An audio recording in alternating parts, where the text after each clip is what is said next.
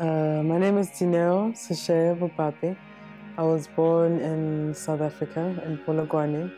I began working with soil as via political thought, but with actual soil, it was in Marrakesh, and I was referencing a song that had been sung about, a liberation struggle song that had been sung about different points from Cape, Cairo, Morocco to Madagascar, the corners of the African continent.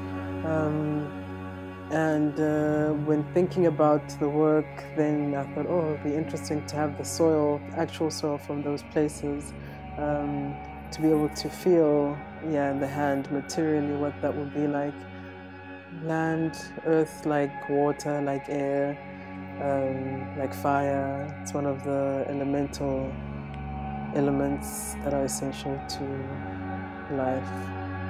On the floor, the soil, the same soil that is used on here, and within it you have these discs, which are made from wood that was collected from the riverside.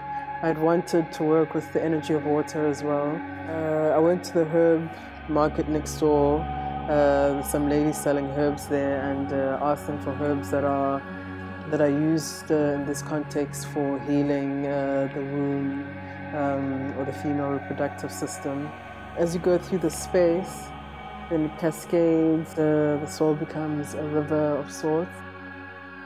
So if this is the vulva, then this would be like the center of the vulva, the center of the vagina, one could say. So it's almost a void of sorts, but then also the eye, the shape is also like an eye, like an almond. I don't know what people get out of it. Yeah, and for me it was also for the materials themselves, what they can experience of each other.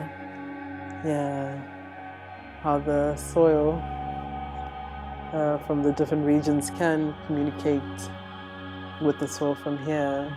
And for me it was also for the materials themselves, what they can experience of each other. Yeah.